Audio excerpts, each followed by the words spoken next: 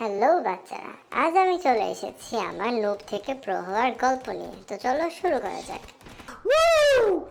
मजा आ गया भाई। আগে আমি ছিলাম দক্ষিণ এশিয়ার অন্যতম একজন নুব। আমি সারাটাক্ষণ টিডিএম খেলতাম এবং শাপিং শাপিং করতাম, কারণ আমি ভাবতাম শাপিং শাপিং করে খেললেই শত্রুপক্ষকে কুপকাত করা যাবে। আমি সারাটা ম্যাচ শাপিং শাপিং করে এখান থেকে ওখানে যাইতাম, ওখান থেকে এখানে আসতাম, আর শত্রু দেখলেই ঢিসুম ঢিসুম। কিন্তু শেষ রক্ষা হতো না আমার। আরেকটা আমার খুব সুন্দর টেকনিক ছিল। আমি এই গাছের ছাদে, ওই গাছের উপরে এভাবে ওভাবে লুকিয়ে থাকতাম, ভাবতাম শত্রু আমাকে দেখতে পাবে না, কিন্তু তাদের চোখ ছিল ভালো, তারা আমাকে মেরে দিত। এভাবেই আমার যৌবন পার হয়ে যায়। আমি শত্রুদের থেকে মার খেতে থাকি আর শিখতে থাকি, আবার মার খেতে থাকি, শিখতে থাকি।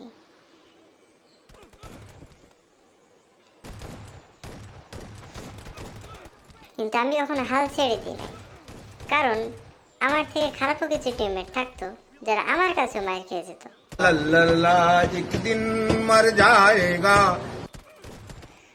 তো এভাবেই চড়াই উতরাইয়ের মধ্যে দিয়ে আমার জীবন পার হতে থাকে। একদিন গেম খেলার সময় আগমন ঘটে জরিনার। जली ना, तेरी भी जली ना। যে আমাকে দেখে বলে, এই তুমি তো খেলতে পারো না, তুমি তো নুব, তোমার তো কিচ্ছু হবে না, তুমি একদমই খেলতে পারো না, তুমি একটা বোকা ছেলে। তারপর থেকে আমার মনের মধ্যে জেদ বসলো আর আমি বললাম, আরে শালা, এখন থেকে আমাকে ভালো হতেই হবে। তারপর থেকে আমি প্রচুর ট্রেনিং করা শুরু করলাম, প্রচুর ভালো খেলা শুরু করলাম এবং আমি নিজেকে প্রস্তুত করতে থাকলাম। তারপর থেকে দীর্ঘ অনুশীলনের পর আমি মাঠে নামলাম এবং হয়ে উঠলাম বাংলাদেশের এবং দক্ষিণ এশিয়ার অন্যতম প্রো প্লেয়ার।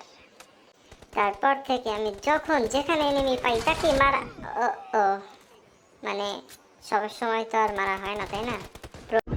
আল্লাহর গজব করবে আপনারা যা শুরু করে দিয়েছেন। প্রো প্লেয়াররা তো মারা যায়, যাই হোক। তো মারা শুরু করলাম এনিমিদের এবং এনিমিরা আমার থেকে থরথর করে কাঁপতে থাকলো। আমার ধারে কাছে কেউ আসার সাহস পাইতো না। আমি যখন এনিমি পাইতাম তাদের কুপিয়ে মেরে ফেলতাম। अरे साला तुम लोग पागल है क्या? তারপর থেকে হয়ে উঠলাম আমি এনিমিদের ঘুম হারামের কারণ। অর্ধেক এনিমি তো আমাকে দেখেই লবি থেকে বেরিয়ে যেত, বাকি অর্ধেক যারা থাকতো লবিতে তারা আমার থেকে মায়ের খেয়ে বেরিয়ে যেত, আর তারপরে অর্ধেক অর্ধেক থাকে না, অর্ধেক অর্ধেক তো বাদ হয়ে যায়। যাই হোক, হিসাব বোঝো না, দুধু খাও। আমি অসাধারণ খেলা শুরু করলাম এবং একাই টিমকে জিতিয়ে দিতে থাকলাম। তো এই হচ্ছে আমার ছোট্ট জীবনের ছোট্ট কাহিনী। मजा आ गया भाई, मजा आ गया। ये